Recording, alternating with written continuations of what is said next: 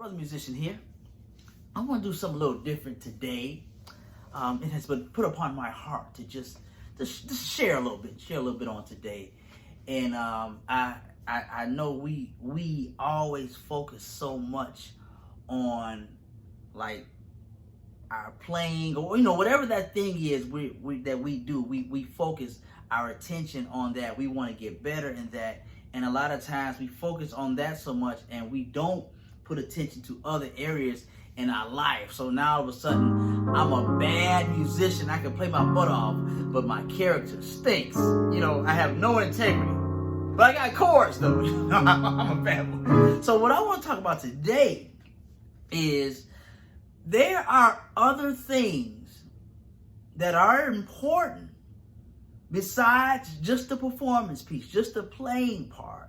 And what I want to say, if you can get these things, and there's a bunch of them, but today I'm just going to talk about 4 or 5. But if you can apply these things to your life, you don't even have to be the greatest player. But if you have this other stuff in order, you will find yourself getting jobs that other players that are better than you are getting turned down for simply because you had this other stuff. They can play better than you. You just sitting up here and they're doing all this. But you're getting the job. And it's like, wow, what is he doing? What is she doing that I'm not doing? And I'm going to tell you the secret. Oh, this is exciting, isn't it? Ooh. Okay, so number 1. And like I said, this stuff has nothing to do with playing. But if you can apply this stuff to your life, I am a witness. It will take you different places and God will give you favor. I'm telling you. So here we go. First thing you want to do is you want to be prepared. You got to be prepared. If you come into rehearsal or you come into church service or you come into your gig, you got to be prepared. Don't come in talking about some hey, so what song we doing? What do you mean what songs we're doing? You mean to tell me you haven't even listened to the songs yet? So you have to be prepared. I don't care how great you are. If you haven't prepared, if you haven't taken the time at home to get your stuff together. You come in here and now here we are. We got to play and you got your headphones on 5 minutes beforehand. You aren't ready. And of course, there are times where we get the music at the last minute. That's not what I'm talking about. You didn't have this. You've had this music for over a month. You just are not prepared. So the first thing you want to be prepared. Being prepared goes a long way. You don't know what a relief it is to your worship leader, to your minister of music, to your pastor. I mean, just everybody, just to know that when I give you something, when you come to rehearsal, when you come to this, or if it's like I said, if it's a gig, when you come to the gig and I say, hey, I'm going to do these songs. When you come and I call out the song and you ready. You don't know what a relief that is. Okay? So you want to be prepared. Number 2, you want to be punctual. Oh, I don't know what it is with musicians. But you want to be punctual. No, how you coming late all the time? What's wrong with your clock? Is that the enemy messing with your clock? You want to be punctual. And the thing is, a lot of times we get so focused on what we can do and this and that. But let me tell you, like the people at church, just the people that come to church, they're not musicians or anything. They're not all that impressed with all that. They don't care that if you can do all of this. They don't care if you can do a bunch of runs. That doesn't really amaze them. But they do see that you're coming in late. They're like, man, and we paying her? We paying him? And you know what I'm saying? You want to be punctual. Be on time. You have no idea. And if rehearsal starts at 7, that doesn't mean, okay, let me walk in at 7 o'clock, but it's going to take me 20 minutes to set up. No, you're going to have to get there at 6:30. You know what I'm saying? Like simple stuff. I already know it's going to be somebody in the comments. Well, technically, it should be 6:40 if you said 20 minutes. I know the math. Just enjoy the video, okay? Jeez. And like I said, we focus so much on the playing part, but this other stuff, being punctual, being prepared, that's the stuff that's going to make or break you. That's the stuff that's going to determine whether you get certain calls. Trust me, okay? So you want to be prepared, you want to be punctual. You want to be, this is number 3, you want to be polite. I mean, you want to be polite. You want to just say, hello, good morning. You'd be surprised how many of us, we go places, we don't speak. You sitting on the drums at church. You mean mugging everybody. Folks scared to speak to you. You just mean mugging everybody. Like, you can't say good morning. It's okay. You can still be cool. You can still be cool and say good morning and say hello. And you would be surprised how much weight that carries just when you are friendly. And like I say, not being like totally phony or something, but just to be polite and say hello. And they're like, oh, look, he's a nice young man. Oh, look at that sister. She, you know what I mean? Simple stuff like that. Just speaking to folks. Smiling. You ain't got to say nothing. Smile. And, oh, look at him. Praise God. He loved the Lord for real. He's smiling. Just simple stuff like that. I'm telling you, just being polite will carry you a long way. What else we got? We said punctual. We said polite. What did we say? Prepared. Oh, number 4. You want to be present. I know you're like, Kevon, what are you talking about? Be present. If I'm there, I am present.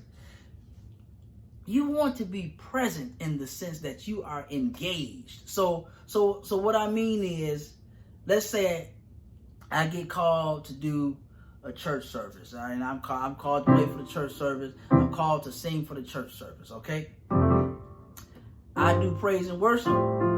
Once my part is over, the preacher gets up and he gets ready to preach. I leave out. I go down to the corner store, go get me some Cheetos. The preachers are preaching. I finished leading worship. Now I'm about to get on my phone. I'm not really gonna pay it. Just, I'll get back into the preaching towards the end, because then I know I got to come up to sing again. But while his whole sermon, I'm gonna go on Instagram. I don't want to spend all that time with listen to the sermon. But you want to be engaged. You want to be engaged, and again, people are looking at you.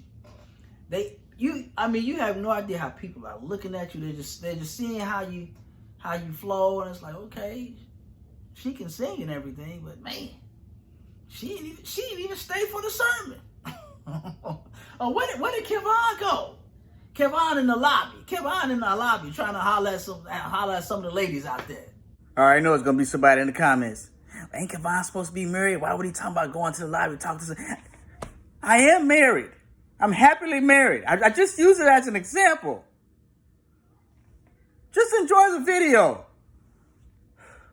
No, you gotta stay engaged. You have to be present, okay? All right, and last but not least, and this is not all of them, but like I said, I just want to do a little bit today. And this is a very interesting one.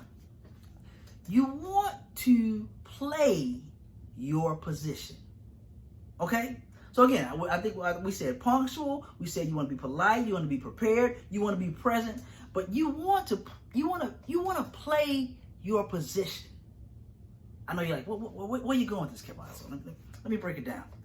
I feel like teaching. I'm preaching right now. You want to play your position. What are they paying you to do? So, for instance, you could be an NBA player, and you're like, well, I'm used to being a power forward. Okay, well, this team that traded for you, they say, well, we need a center, so we need you to play center. Okay, so it's great that you are a power forward and you got all the power forward stuff down, but if you're gonna play, we're paying you. We want you to play center. Okay, So when you go there, you got to play your position. They already have a power forward. Well, I know you know power forward plays. I know but we need you to play center, and it's the same way musically. I know you were an MD at your old church. I know you were the minister of music at your old church, but I just need you to play the piano. I'm a minister of music. I just need you to play the piano. I just need you to play the bass. Whatever. Just play your part. So, for instance, if I've been a minister of music at different churches. Now, if I get called to play the organ at a church, and the guy says, "Hey, I just need you to play organ." Okay, he didn't say I need you to lead it. I need you to be a minister of music. I need you to play the organ. So when I get there, I'm playing the organ. When the choir is kind of off, I can't stop the rehearsal and be like, "Hey, you guys are off. That's not my job. That's not my role. I can't tell the MD, hey MD, we should do this." It's cool to suggest things, but understand they called me to just play the organ. So what should I do? Sit myself down and play the organ. Now, and again, it's okay to suggest different things, but I'm not in minister of music mode. I'm not the MD. I'm the organist. Let me sit there, play my position. You don't know how many times some folks that didn't get jobs, they are great players, but they don't know how to play their position. They got to come in, they got to take over. Or I think we should do this. We shouldn't. You know what? You can't play your position. That's all right. I'll call somebody else. And so whatever that thing is, play your position. I know you know. I know you know all the stuff. I know you've been in charge before. But in this position, I don't need you to lead. I just need you to do this. And if you always, I think we should do this. Well, after a while, folks ain't gonna call you. Like, let me just get somebody else in here that knows how to play their position. Okay? So like I said, this is really long too. And because I just want, there's a whole lot more I could talk about. I might do a part 2 one day. But yeah, we focus so much on the playing aspect, and then a lot of times you'll see people and they're not the greatest players, and then you're wondering like, man, how did they get that job? Or why did they keep getting elevated? Or why did they get to be picked the minister of music? Or why did they, how are they the MD, but the other person is way, this is a perfect example. How is this person the MD? How is the organist the MD? But the bass player can play he's a killer bass player. But there's so many other qualities and different traits. And a lot of times we just focus on developing our playing and our performance, and we let all that other stuff go to the side. And I'm telling you, God is my witness. If you can get that other stuff, the simple stuff that you don't really think about, that stuff truly matters, and it'll just take you higher, and people will want to work with you. You don't have to be the greatest player, but like, man, let me call Kevon because he's gonna come on time. I don't have to worry. When you're in charge, you just want to bring people in that are gonna come do the job and go home. You don't want to deal with folks that's gonna be late, that's complaining about everything. Well, I think we should do this. Just come do your job and go home. So I'm telling you, be punctual, be polite. It's okay to smile. It's okay to say hello, good morning. Be prepared. Learn your music. Whew. Be present and play your position. Simple stuff. And I know it's like we always want to know like the latest chords or the latest chops, but we need to spend some time working on a lot of this other stuff and working on our character and all. I'm telling you, that other stuff, that's the stuff. Because your gift will take you places and you'll get attention, but you won't ever last because you didn't work on that other stuff. So you'll get in the door, Oh man, Kevin, I can play his butt off. And then I get on there, I come late. I don't speak to nobody, I got attitude.